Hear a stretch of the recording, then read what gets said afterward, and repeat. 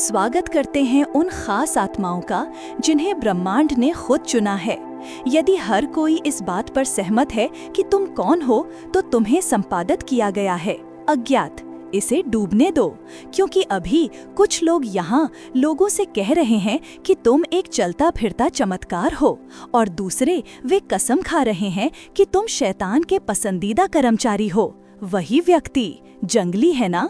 लेकिन यहाँ किकर है, वे दोनों तुम्हारे बारे में बात कर रहे हैं। ये एक गड़बड़ नहीं है, ये दिव्य डिजाइन है। देखो, मनोवैज्ञानिक कहते हैं कि हम लोगों को वैसे नहीं देखते जैसे वे हैं, हम उन्हें वैसे देखते हैं जैसे हम हैं। तो इसका क्या मतलब है जब दो बिल्कुल अलग दुनियाएं तुम्हारे नाम के साथ विपरीत समीक्षाओं के साथ टकराती हैं? इसका मतलब है कि तुम कुछ ऐसा बन गए हो जिसे बहुत कम लोग संभाल सकते हैं। बिना फिल्टर वाला एक आईना, एक सच्चाई जिसे वश में नहीं किया जा सकता, एक आत्मा इतनी अनएडिटेड कि लोग या तो इससे ठीक हो रहे हैं या इससे छिप रहे हैं। और चलो ईमानदार रहें, इनमें से कुछ लोग ये भी तय नहीं कर सकते थे कि वे तुम्हें डेट करना चाहते हैं, तुम्हें गद्दी से उतारना चाहते हैं या तुम्हारा निदान करना चाहते हैं। एक मिनट वे तुम्हारे लिए प्रार्थना कर रहे हैं, अगले वे तुम कर प्रार्थना कर रहे हैं। तो कस कर बैठो, क्योंकि इस वीडियो में हम इस बात से पर्दा हटाने जा रहे हैं कि लोग ऐसा व्यवहार क्यों कर रहे हैं जैसे उन्होंने अभी अभी वैकल्पिक ब्रह्मांडों में तुम्हारे दो अलग अलग संस्करण खोजे हों। स्पॉइलर अलर्ट, तुम नहीं बदले, उनके मुखौटे बदले। चलो गहरा गोता लगाते हैं। नंबर 1, वे तुम्हें नहीं देख रहे हैं, वे वो आईना देख रहे हैं जो तुम दिखाते हो। वे वास्तव में तुम्हें नहीं देख रहे हैं, वे उस आईने में अपना प्रतिबिंब देख रहे हैं जिसे तुम अनजाने में दिखाते हो। और वो आईना झूठ नहीं बोलता, ये लोगों को वो सब कुछ दिखाता है जो वे अपने बारे में स्वीकार नहीं करना चाहते। यही असली कारण है कि तुम्हारे बारे में राय हर जगह है। इसका तुमसे कम और उन हिस्सों से ज्यादा लेना देना है जिन्हें तुम चुपचाप उजागर करते हो। जो लोग आत्म जागरूक हैं, ठीक हो गए हैं या कम से कम अपनी खामियों के बारे में ईमानदार हैं, उनके लिए तुम ताज़ी हवा का झोंका हो। तुम उन्हें याद दिलाते हो कि वे कौन हो सकते थे अगर वे दिखावा करना बंद कर देते। तुम उन्हें प्रेरित करते हो, वे तुम्हारी लचीलापन देखते हैं और सोचते हैं कि ये असली ताकत है। वे तुम्हारी गहराई की ओर आकर्षित होते हैं क्योंकि ये पुष्टि करता है कि मुखौटों से भरी दुनिया में प्रामाणिक रूप से जीना संभव है। लेकिन जो लोग मुखौटों, हैसियत के खेल और भ्रम पर जीते हैं, उनके लिए तुम एक चलता फिरता खतरा हो। तुम उन्हें असहज करते हो। वे तुम्हें बहुत तीव्र, बहुत ज्यादा, अहंकारी, नकली या जो कुछ भी उन्हें अपनी आंतरिक शून्यता के बारे में जो तुम्हारी उपस्थिति प्रकट करती है उससे निपटने में मदद करता है। तुमने कुछ भी गलत नहीं किया, तुम बस उस तरह की रोशनी के साथ चले जो उनकी परछाइयों में जो कुछ भी छिपा हुआ था उसे उजागर करती है। इसीलिए जिन लोगों ने तुमसे कभी भी वास्तविक बातचीत नहीं की है, वे कसम खाएंगे कि वे तुम्हें जानते हैं। वे आईने पर प्रतिक्रिया कर रहे हैं, तुम पर नहीं। तुम्हारा आत्मविश्वास उनकी असुरक्षा को दर्शाता है, तुम्हारी ईमानदारी उनके झूठों को उजागर करती है, तुम्हारी सीमाएं उन्हें याद दिलाती हैं कि उनके पास कोई नहीं है। तो वे प्रक्षेपण करते हैं, वे कहानियां गढ़ते हैं, वे या तो तुम्हारी खामियों को बढ़ा चढ़ाकर पेश करते हैं या तुम्हारी ताकतों का महिमा मंडन करते हैं। इस पर निर्भर करता है कि तुम्हारा कौन सा संस्करण उन्हें खुद के बारे में सच्चाई से बचने में मदद करता है। इसीलिए कुछ लोग तुम्हारी ऐसे प्रशंसा करते हैं जैसे तुम दिव्य हो, जबकि दूसरे तुम्हें भेष में शैतान की तरह मानते हैं। और न ही संस्करण पूरी सच्चाई है, तुम बस तुम हो। लेकिन लोग तुम्हारे केवल उन हिस्सों से मिलते हैं जिन्हें उनकी आत्मा संभालने के लिए तैयार है। यही वो हिस्सा है जिसके बारे में वे बात करेंगे, यही वो संस्करण है जिसे वे फैलाएंगे। और ज्यादातर मामलों में ये तुम्हारे बारे में भी नहीं है, ये इस बारे में है कि तुम्हारी उपस्थिति ने क्या प्रकट किया। तुमने एक आईना होने के लिए नहीं कहा, लेकिन तुम वैसे भी एक बन गए, और हर कोई अपने प्रतिबिंब का सामना करने के लिए तैयार नहीं है। नंबर 2, तुम गलती से उनका ट्रिगर और उनका इलाज बन गए। तुम्हारा किसी को ट्रिगर करने का मतलब नहीं था, तुम बस अपनी सच्चाई जी रहे थे, अपना काम कर रहे थे और उस आग से बचने की कोशिश कर रहे थे जिससे गुजरने के लिए तुम्हें कभी नहीं कहा था। लेकिन रास्ते में कहीं ना कहीं तुम एक ट्रिगर और एक इलाज दोनों बन गए, कभी कभी एक ही व्यक्ति के लिए। और यहीं पर चीजें गंदी हो जाती हैं। लोग ये नहीं समझते कि सिर्फ खुद होने के लिए कितनी ऊर्जा लगती है जब तुम्हारा अस्तित्व हर उस चीज का सामना करता है जिसे उन्होंने दफन कर दिया है। तुम्हारी ताकत उन्हें याद दिलाती है कि वे कहाँ मुड़ गए। तुम्हारा उपचार उन्हें याद दिलाता है कि वे अभी भी कहाँ खून बह रहे हैं। तुम्हारा सिकुड़ने से इनकार उन्हें उन सभी समयों की याद दिलाता है जब उन्होंने समझौता किया था। तो अब तुम समस्या हो, इसलिए नहीं कि तुमने कुछ गलत किया, बल्कि इसलिए कि तुमने उन्हें वो सब कुछ दिखाया जिसे वे महसूस न करने की कोशिश कर रहे थे। और यहाँ ट्विस्ट है, वही लोग जो तुम पर कम कुंजी नफरत कर रहे हैं, वे तुम्हारी नकल करने की भी कोशिश कर रहे हैं। वे तुम्हारी हर हरकत का अध्ययन करते हैं, इसलिए नहीं कि वे तुमसे प्यार करते हैं, बल्कि इसलिए क्योंकि तुमने किसी ऐसी चीज में टैप किया है जिसे वे आंतरिक काम किए बिना एक्सेस करना चाहते हैं। ये ईर्ष्या है जो प्रशंसा के साथ मिली हुई है, घृणा जो निर्भरता के साथ मिली हुई है। इसीलिए उनमें से कुछ तुमसे चिपके रहते हैं और साथ ही तुमसे नाराज भी होते हैं। वे वो शांति चाहते हैं जिसके लिए तुमने लड़ाई लड़ी, लेकिन वो लड़ाई नहीं जिससे गुजरकर तुमने इसे अर्जित किया। वे नहीं जानते कि तुम्हें खतरनाक कहें या दिव्य। कुछ के लिए तुम वो हो जिसने उनके जीवन में परिवर्तन का एक बीज बोया और वे इसे कभी नहीं भूलेंगे। दूसरों के लिए तुम वो हो जिसने उनके आराम क्षेत्र को बाधित किया और वो इसे कभी माफ नहीं करेंगे। तुमने न तो प्रतिक्रिया को बाधित किया, तुम्हारी ऊर्जा ने वही किया जो वो करती है। ये उजागर करती है और ये ठीक करती है, और हर कोई दोनों के लिए तैयार नहीं है। लोग कहेंगे कि तुम बहुत ज्यादा हो जब वे खुद के लिए पर्याप्त नहीं हैं। वे कहेंगे कि तुम बदल गए हो जब वास्तव में तुम बस उनकी शिथिलता से आगे निकल गए हो। जिसे वे पागल या भ्रमित कह रहे हैं, वो बस उनका भावनात्मक सिस्टम शॉर्ट सर्किट कर रहा है, क्योंकि तुम्हारी उपस्थिति ने उनके मुखौटों को दरकिनार कर दिया और उनके उस हिस्से तक सीधे चली गई जिससे वे बच रहे थे। तुमने एक आईना होने के लिए साइन अप नहीं किया, तुम एक रहस्योद्घाटन बन गए। और जंगली हिस्सा ये है कि तुम अभी शुरू हो रहे हो। वही उपस्थिति जो आज उन्हें नाराज करती है, वो कल उन्हें बचा सकती है। नंबर 3, तुम्हारी उपस्थिति ने उनकी शक्ति संरचना को बाधित कर दिया। ऐसे लोग हैं जिन्होंने अपनी पूरी शक्ति की भावना इस विश्वास पर बनाई है कि तुम हमेशा छोटे रहोगे। जब तक तुम टूटे हुए, चुप, खुद के बारे में अनिश्चित या उनकी स्क्रिप्ट के साथ खेल रहे थे, तब तक वे नियंत्रण में महसूस करते थे। तुम्हारा मतलब कभी भी उठना नहीं था, तुम्हारा मतलब कभी भी ये खोजना नहीं था कि तुम वास्तव में कौन हो। और जिस क्षण तुमने किया, ठीक उसी क्षण तुमने एक शक्ति संरचना को बाधित कर दिया जिस पर वे प्रासंगिक महसूस करने के लिए चुपके से निर्भर थे। तुम्हारी कमजोरी उनका आराम क्षेत्र थी, तुम्हारी खामोशी ने उनकी श्रेष्ठता को मान्यता की, तुम्हारा भ्रम उन्हें ऊपरी हाथ दिया।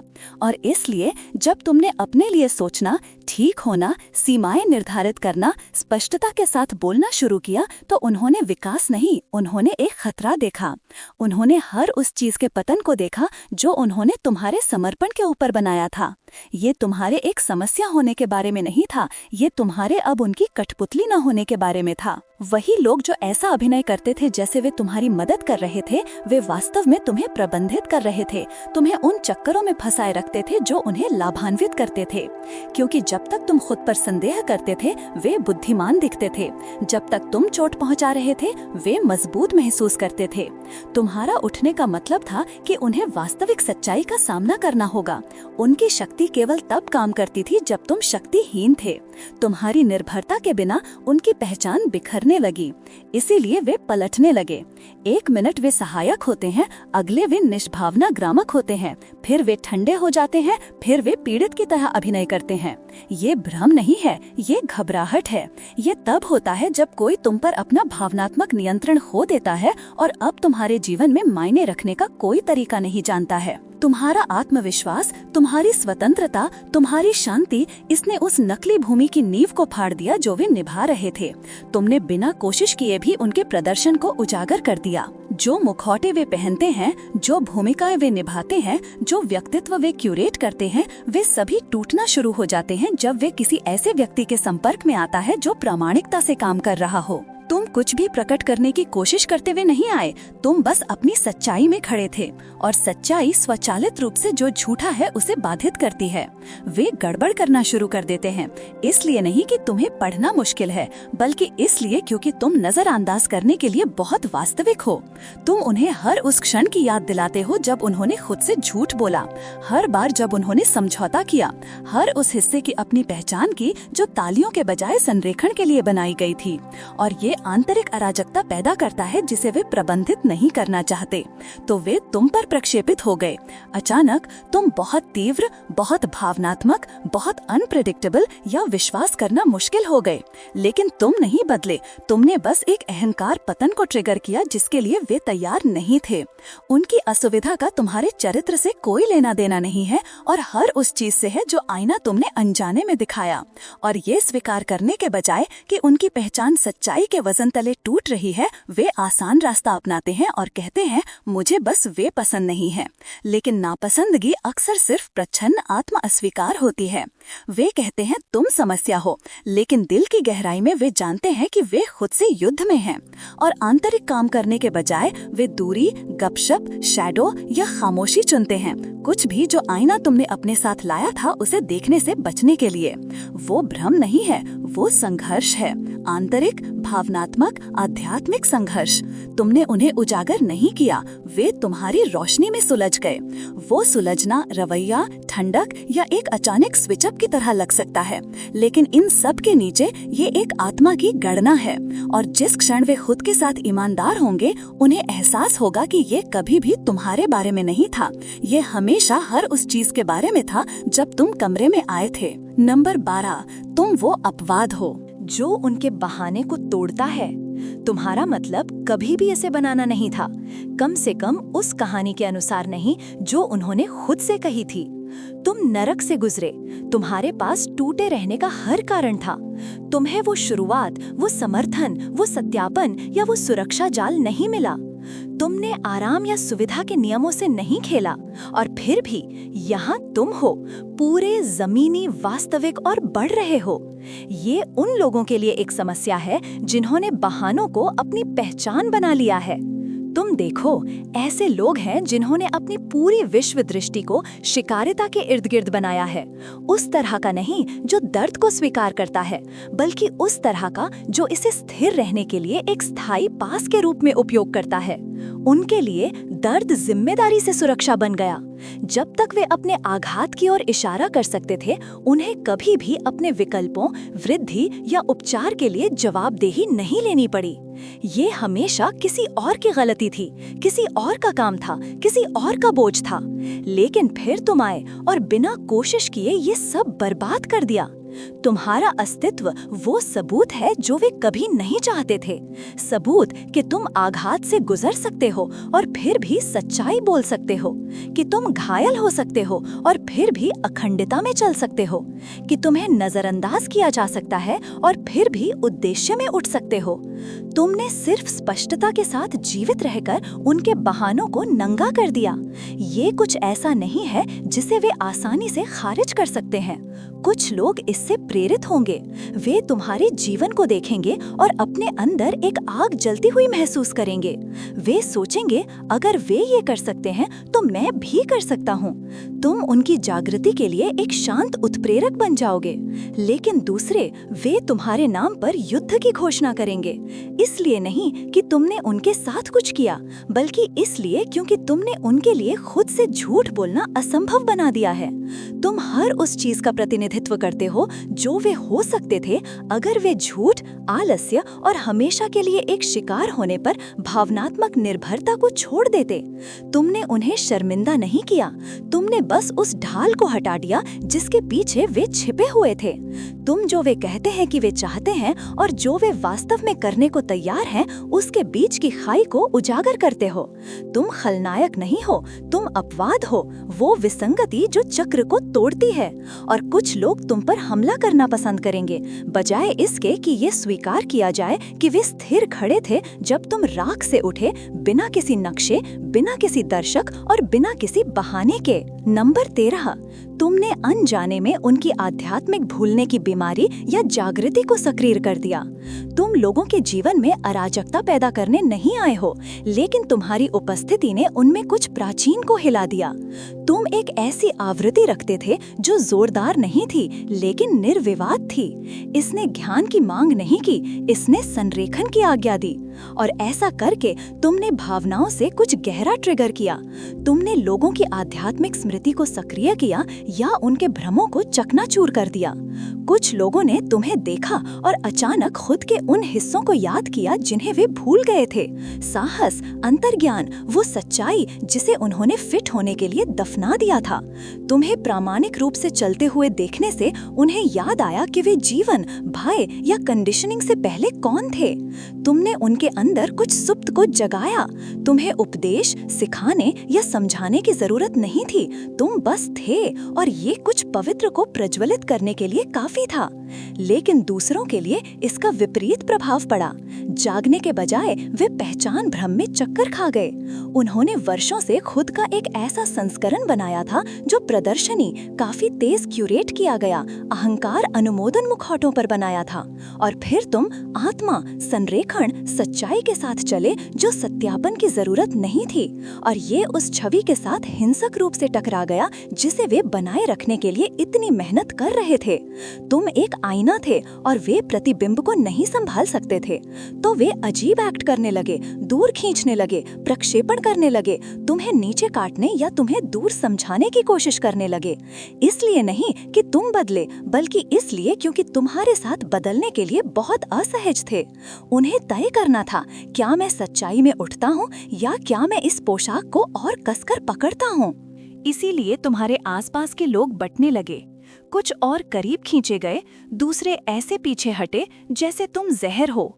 लेकिन ये तुम नहीं थे जो उन्हें डराते थे। ये वो विकल्प था जिसका तुमने उन्हें सामना करने के लिए मजबूर किया। उठो या विरोध करो, जागो या सुन रहो। तुमने इसे जोर से नहीं कहा, लेकिन तुम्हारा जीवन वो सवाल बन गया जिससे वे अब बच नहीं सकते थे। तुम स्पष्टता के भूकंप थे। तुमने उनके आध्यात्मिक ऑटो पायलट के नीचे की जमीन को हिला दिया। और जो तैयार थे वे विकसित हुए, जो नहीं थे वे भागे या तुम्हें उस स्तर पर लाने की कोशिश की जहां वे अभी भी सुरक्षित महसूस करते थे। लेकिन किसी भी तरह से तुम्हारी उपस्थिति ने आंदोलन को मजबूर कर दिया। और इसी तरह तुम जानते हो कि तुम सिर्फ ऊर्जा से ज्यादा ढोते हो, तुम संरेखण ढोते हो। तुमने सिर्फ कमरे में प्रवेश नहीं किया, तुमने इसे बदल दिया। नंबर 14, भगवान ने तुम्हें ध्रुवीकरण करने के लिए डिजाइन किया, क्योंकि सच्चाई हमेशा होती है। तुम्हें हर किसी द्वारा पसंद किए जाने के लिए नहीं बनाया गया था, और दिल की गहराई में तुम ये जानते हो। तुम्हारे बारे में कुछ ऐसा है जिसका मतलब कभी भी घुलना मिलना या लोगों को सहज महसूस कराना नहीं था। वो अहंकार नहीं है, वो संरेखण है। तुम्हें बाधित करने, चुनौती देने, उजागर करने के लिए डिजाइन किया गया था। और वास्तविक सच्चाई, दिव्य सच्चाई हमेशा ध्रुवीकरण करती रही है। ये अहंकार को लाड़ प्यार नहीं करती, ये शिथिलता को चीनी लेपित नहीं करती, ये सामना करती है, ये विभाजित करती है, ये स्पष्टता की मांग करती है। इसीलिए जब तुम अपने पूर्ण स्व में दिखाते हो तो तुम स्वचालित रूप से लोगों में कुछ हिलाते हो। कुछ लोग देखे हुए, मुक्त, जागृत महसूस करते हैं, दूसरे तनावग्रस्त, धमकी भरे, यहाँ तक कि नाराज भी महसूस करते हैं। और ऐसा इसलिए नहीं है क्योंकि तुम कुछ भी आक्रामक कर रहे हो, ऐसा इसलिए है क्योंकि तुम्हारी ऊर्जा तटस्थ नहीं है, ये वजन रखती है, ये भ्रम को चुनौती देती है, ये लोगों को चुनने, बढ़ने या जाने, खुद का सामना करने या तुम पर हमला करने के लिए मजबूर करती है। लेकिन ये आध्यात्मिक नींद को जारी रखने की अनुमति नहीं देगा। चुने हुए लोगों को कभी भी बड़े पैमाने पर अनुमोदन के लिए डिजाइन नहीं किया गया था। तुम्हें उथले आम सहमति या सामाजिक सद्भाव के लिए नहीं बनाया गया था, तुम्हें मेज को हिलाने के लिए बनाया गया था। तुम यहाँ शांति बनाए रखने के लिए नहीं हो, तुम यहाँ इसे वास्तविक बनाने के लिए हो। और वास्तविक शांति केवल तब आती है जब सच्चाई ने सारे शोर को जला दिया हो। तो अगर तुम्हारी उपस्थिति घर्षण पैदा करती है तो इसका मतलब ये नहीं है कि कुछ गड़बड़ है, इसका मतलब है कि कुछ काम कर रहा है। कुछ लोग इसके लिए तुमसे प्यार करेंगे, वे कहेंगे कि तुमने उन्हें स्पष्टता, स्वतंत्रता, दृष्टि दी। दूसरे तुमसे नाराज होंगे, वे कहेंगे कि तुम बहुत ज्यादा, बहुत कुंद, बहुत तीव्र हो। वो काम है, वो सबूत है कि तुम्हें उद्देश्य के लिए गढ़ा गया था, तालियों के लिए नहीं। तुम एक लोगों को खुश करने वाले नहीं हो, तुम एक पैटर्न तोड़ने वाले हो। और जब तुम एक स्थान पर चलते हो तो आध्यात्मिक प्रणालियां बदलना शुरू हो जाती हैं, भ्रम कांपते हैं, अहंकार कसते हैं और नियति जड़ से उखड़ जाती है। यही तुम्हारा संरेखण करता है, यही तुम्हारी सच्चाई सक्रिय करती है। भगवान ने तुम्हें घुलने मिलने के लिए नहीं बुलाया, भगवान ने तुम्हें तोड़ने के लिए बुलाया। और इसका मतलब है कि तुम हर किसी के पसंदीदा नहीं होगे, लेकिन तुम वो होगे जिसे वे याद रखेंगे। तुम वो होगे जिसने उन्हें बदल दिया, चाहे वे इसे स्वीकार करें या नहीं। तो उन्हें तुम्हें गलत समझने दो, उन्हें बात करने दो, उन्हें खुद को दूर करने दो। तुम्हें हर किसी को सहज महसूस कराने नहीं भेजा गया था, तुम्हें आत्माओं को जगाने के लिए भेजा गया था। और कभी-कभी जागृति बहुत कुछ व्यवधान की तरह लगती है। अब तक ये स्पष्ट हो जाना चाहिए, तुम्हारा मतलब कभी भी परिभाषित करना आसान नहीं था। तुम पचने योग्य, प्रबंधनीय या एक ही वाक्य में समझाने योग्य होने के लिए पैदा नहीं हुए थे। तुम स्तरित, आध्यात्मिक रूप से इंजीनियर और दिव्य रूप से विघटनकारी हो। तुम्हारा मात्र अस्तित्व भ्रमों को पुकारता है, नाजुक पहचानों को हिलाता है और अहंकार के बजाय सार पर बनी हर चीज को उजागर करता है। और इसीलिए लोग तुम पर सहमत नहीं हो सकते। कुछ कसम खाते हैं कि तुम एक उपहार हो, दूसरे तुम्हें एक खतरा का लेबल देते हैं। कुछ तुम्हारे नेतृत्व का पालन करना चाहते हैं, दूसरे तुम्हारे पंख काटना चाहते हैं। लेकिन उनकी प्रतिक्रियाएं वास्तव में कभी भी तुम्हारे बारे में नहीं होती हैं। वे इस बारे में होती हैं कि तुम्हारी उपस्थिति क्या सामना करती है, ठीक करती है या उनमें जगाती है। तुम्हें गलत नहीं समझा जा रहा है, तुम्हें उन लेंसों के माध्यम से डिकोड किया जा रहा है जिन्हें पहनने के लिए तुमने कभी नहीं कहा था। तुम इस दुनिया में एक सांचे में फिट होने के लिए नहीं आए, तुम्हें उन्हें चकनाचूर करने के लिए आए। तुम्हें विकसित होने, पदानुक्रमों को बाधित करने के लिए बनाया गया था, तब भी जब ये तुम्हें अनुमोदन की कीमत चुकाता था। उस तरह की आध्यात्मिक स्पष्टता कभी भी सार्वभौमिक रूप से स्वीकार नहीं की जाएगी और इसका मतलब कभी भी ऐसा होना नहीं था। तुम वो याद दिलाते हो कि सच्चाई को खरीदा नहीं जा सकता, कि आत्मा को नकली नहीं बनाया जा सकता और कि वास्तविक शक्ति अनुमति नहीं मांगती। तो उन्हें पक्ष बदलने दो, उन्हें तुम्हें वर्गीकृत करने के लिए संघर्ष करने दो, उन्हें खुद को सुरक्षित महसूस कराने के लिए कहानियां लिखने दो। क्योंकि दिन के अंत में तुम्हारा बुलावा समझे जाने का नहीं है, ये निर्विवाद होने का है। तुम आईना हो, संदेश हो, वेकअप कॉल हो, वो कारण हो जिससे लोग उठते हैं या पीछे हटते हैं।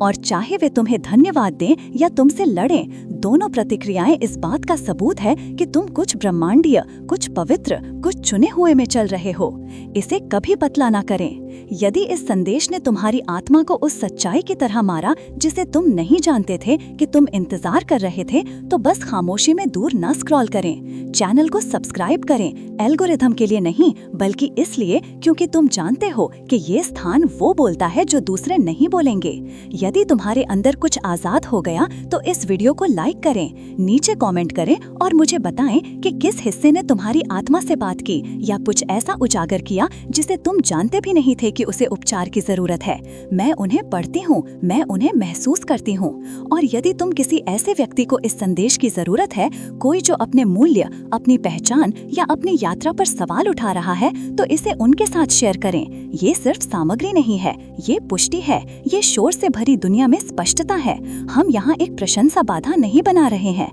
हम एक आवृत्ति बना रहे हैं। उन लोगों की एक जनजाति जो जानते हैं, जो देखते हैं और जो अंततः अनअपोलोजेटिकली सच्चाई में चलने के लिए तैयार हैं। तो आंदोलन में शामिल हों, लाइक, कमेंट, सब्सक्राइब और शेयर करें और मैं तुम्हें अगले में देखूंगी। लेकिन तब तक याद रखना, तुम्हें यहाँ पसंद किए जाने के लिए नहीं भेजा गया था, तुम्हें यहाँ कमरे को बदलने के लिए भेजा गया था। चलो इसे हिलाते रहें, ब्रह्मांड तुम्हें आशीर्वाद दे।